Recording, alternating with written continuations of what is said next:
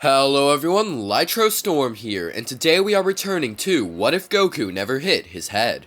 We are on the 9th part at this point, so hopefully you guys are caught up. If not, the link to the series will be in the description and comments section. But I will go ahead and give a brief recap of the last part. Essentially, we had Kakarot and a gang fight against Babidi, however Cell had also made his return, due to him hiding and training. He proved a tough match for our heroes, but once Majin Buu had arrived, he was killed quickly. With no Fusion Dance or Super Saiyan 3, our heroes headed into the Time Chamber, and when Super Buu arrived, they lost the battle by a long shot. Luckily, Piccolo had arrived with his new ultimate power from the Elder Kai, and made short work of Buu.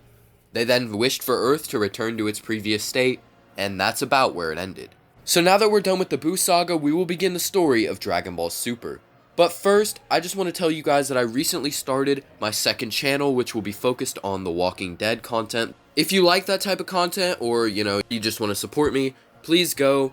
The link is in the description to my second channel, where you can subscribe. Right now, it's really small, but this is a big thing for me, so it would really be appreciated. And as always, be sure to join my Discord and follow me on Twitter. Links in the description. Whoa, I'm awesome, dude.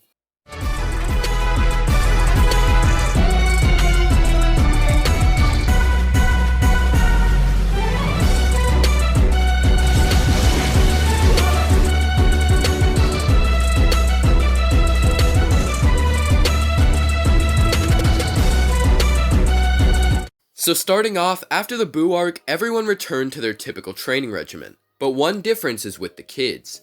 Goten, Trunks, and Cella, Bardock's daughter, won against Babidi's men, making Piccolo very proud. Because of this, and the fact that Piccolo is the guardian of Earth, I think they'd take on more training than in the original, as they would want to protect Earth as well. And with Piccolo telling them of their future counterparts basically saving everybody, they're even more fired up to do good.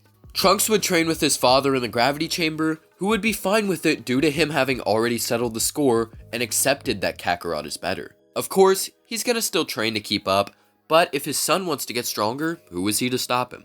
On the flip side, Piccolo trains Goten and Cella alongside Kakarot, Bardock, and Raditz. At some point, Beerus would arrive on Earth, and since Kakarot doesn't possess instant transmission, he would be at Bulma's party along with everyone else. The God of Destruction is eager to test out Kakarot's power, with him being the one who defeated Frieza and all. But Bardock knows who this guy is. He warns his son not to get him angry, but is unsure if he would be a match for him at this point. I mean, they're far stronger than the Saiyans who previously cowered to the likes of Frieza, so maybe he was just doubting himself. But when the match begins, Kakarot is beaten rather swiftly. Granted, he does far better than the original, even without Super Saiyan 3 due to his much better training gains, but against Beerus' power, it's not anything special. Kakarot would be surprised at this, and would offer Piccolo to try.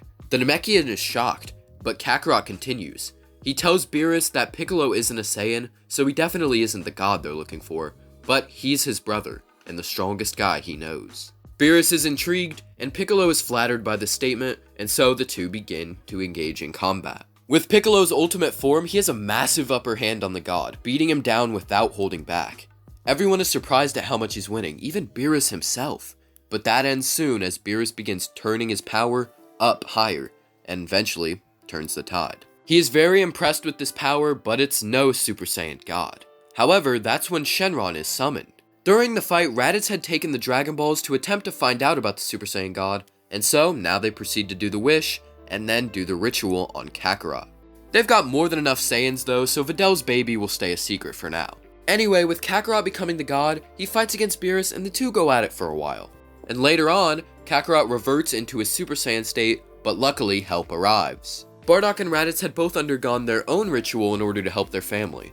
With the three working together, they were able to put some serious work in on Beerus, but the fight would pretty much end the same.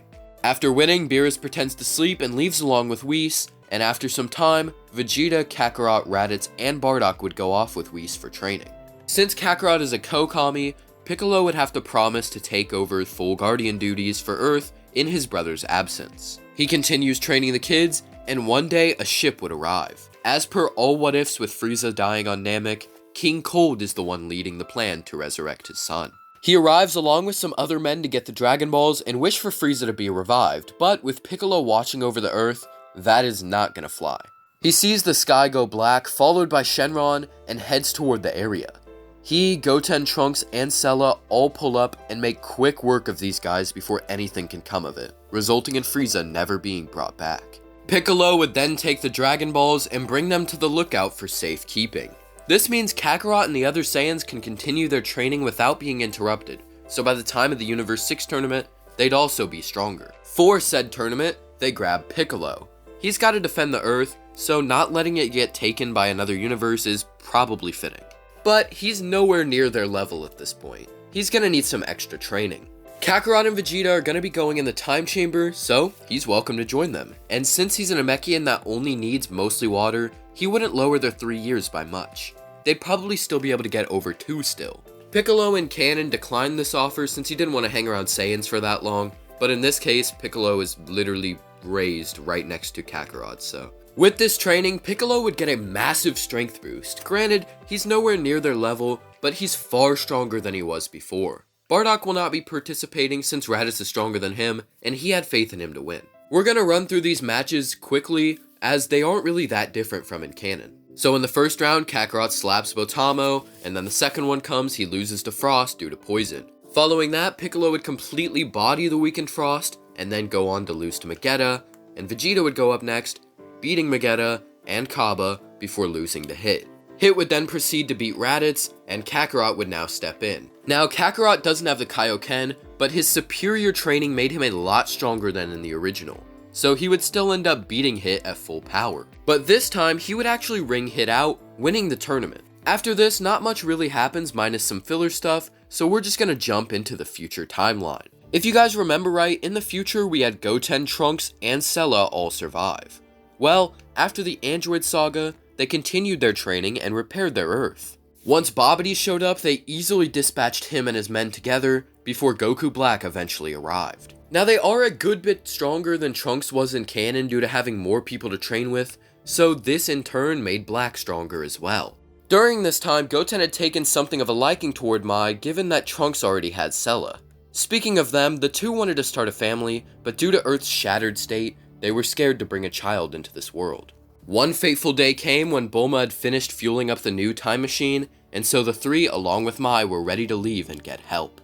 But Goku Black attacked, leading to Bulma being killed and Goten staying behind to protect Mai. As a result, Trunks and Cella were forced to leave him behind, and now they're in the past once again. Here, they're gonna seek help from Kakarot and the others, which is a cool dynamic seeing as how they originally beat both their androids and saved everyone by beating this timeline's androids, but now they're the ones needing help. Kakarot is told of everything that happened, and is asked to spar with the two of them. He scraps equally with Trunks when both using Super Saiyan 2, but Cella added in makes the two win out. Afterward, Goku Black would arrive and enter combat with Kakarot, however, having to fight 3 warriors made him far stronger than in canon.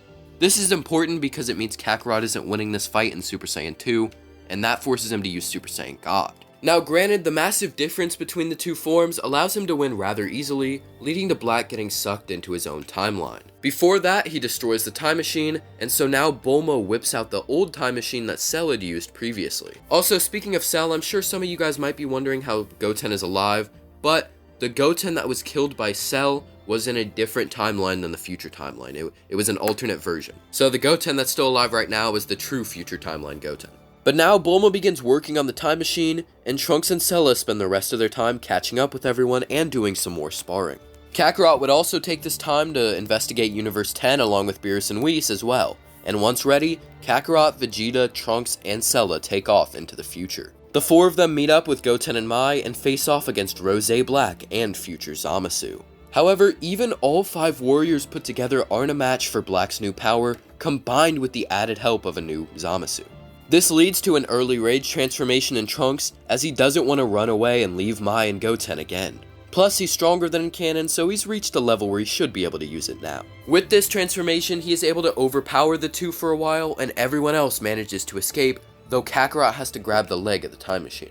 The 4 are left not knowing what to do, and so Vegeta would use the time chamber. Goten would also join in, as he saw Trunks and Cella got far stronger while he was gone, due to bad writing and plot, so he's gonna get himself amped as well. Meanwhile, Kakarot decides to learn the Mafaba as he did in canon, and also Zamasu gets Hakai'd. Once all that is dealt with, they return to the future once more. Here they find Trunks along with the rest of the survivors, and all go to take down Black and Zamasu. Vegeta easily beats down on the clone of Goku, while the others fight off Zamasu in order to let Kakarot use the Mafaba. But unfortunately, Kakarot had forgotten the seal, so the god breaks out. The two realized they were losing, and so they decided to fuse. And with Trunks reawakening Super Saiyan Rage and everyone else using their highest forms, they'd be a good match for the fusion. I mean, Goku, Vegeta, and Trunks managed to fight off Merge Zamasu in canon as they all kept on getting stronger, so all 5 of them would be more than enough to have him on the ropes for a while. Eventually, Shin and Gawasu arrive, and Kakarot and Vegeta take their earrings. They fuse, and now as Vegito, they're able to fight against Zamasu much better. Unfortunately, they'd still defuse, so Trunks and Goten are forced to step in. During this encounter, Goten manages to tap into Super Saiyan Rage as well, and the two fight against Zamasu. This then ends with Trunks using the Spirit Sword to cut him in half, and Kakarot calls Zeno to erase him. They all then barely escape in the time machine, and bring this Zeno back to their timeline. Afterward, the 4 from the future would leave to go to a new version of their timeline, and have a happy ending. But speaking of ending, that's where this part finishes. I really hope you guys enjoyed the way this played out, as it was pretty fun to add the little differences, especially with the future timeline. The next episode will be the finale to the series, so make sure you're subscribed to see it. But as always, tell me if you liked this part, tell me what you think will happen next, comment your requests for future videos, and subscribe. Thank you for watching, have a great day.